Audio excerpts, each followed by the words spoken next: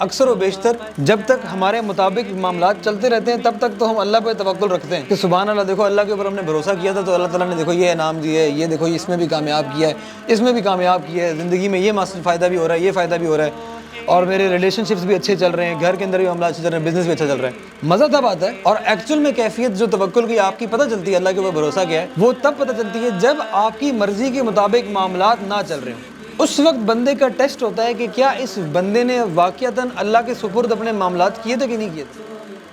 توکل جو ہے، جیسے میں نے آپ کو ڈیفینیشن بتائی، یہ ایک ہولسٹک کانسیپٹ ہے۔ یہ کسی ایک معاملے میں توکل کرنا یہ نہیں ہوتا۔ مثال کے طور پہ میں اس معاملے میں تو توکل کر رہا ہوں کہ جب ہم رشتے دیکھتے ہیں کہ اللہ سبحانہ وتعالیٰ جو وہ ہدایت دے دے گا لڑکے کو یا لڑکی کو، لیکن میں اس معاملے میں توکل نہیں کر رہا کہ اللہ سبحانہ وتعالیٰ جو وہ ساتھ ساتھ رازق بھی ہے، جو میں نے آپ کو بتایا یہ ورڈز اتنے امپورٹنٹ کیوں ہیں، اللہ کی صفات، وہ رزق بھی دے دے گا، وہ زندگی موت کا بھی کنٹرول اسی کے ہاتھ میں۔ تو یہ جب تک کمپلیٹ تصور نہیں ہوگا تو آپ یہ نہیں کہہ سکتے کہ میں ایک معاملے میں توکل کر لیا اتنا کافی ہے۔ نہیں، توکل جو ہے وہ ایک ہولسٹک کانسیپٹ ہے۔ It is some thing that you holistically accept with in your life. کسی بھی معاملے کے اندر جب آپ مدد طلب کر رہے ہیں اللہ سبحانہ وتعالیٰ کی تو یہ عبادت ہے، کیونکہ اللہ سبحانہ وتعالیٰ قرآن مجید کے اندر ہم جب نماز پڑھتے ہیں، ہر نماز کے اندر ہم کیا کہتے ہیں؟ ایاک نعبد و ایاک نستعین۔ ہم یہ بات ہر نماز کے اندر بولتے ہیں کہ اے اللہ ہم تجھ سے ہی مدد مانگتے ہیں اور تیری ہی عبادت کرتے ہیں، کہ اللہ سبحانہ وتعالیٰ نے عبادت کو سیپریٹلی مینشن کیے اور استعانت کو، مدد مانگنے کو اگین سیپریٹلی مینشن کیا ہے، اور ساتھ ساتھ کہا ہے کہ یہ میری ذات کے لیے خاص ہے، یہ کسی اور کے ساتھ آپ کو ریلیٹ نہیں کر سکتے۔ اس لیے کوئی بندہ اگر یہ بات بولتا ہے کہ نہیں میں عبادت تو اللہ کی ہی کرتا ہوں لیکن کسی اور سے مدد بھی مانگ رہا ہوں ساتھ ساتھ، تو اسی لیے یہ شرک بن جاتا ہے، کیونکہ اللہ سبحانہ وتعالیٰ نے یہ خود پرٹیکولر کیا ہے اپنی ذات کے لیے کہ استعانت صرف میری ذات کے ساتھ ہو سکتی ہے اور کسی دوسرے کے ساتھ نہیں ہو سکتی ہے۔ دس از ناٹ می اور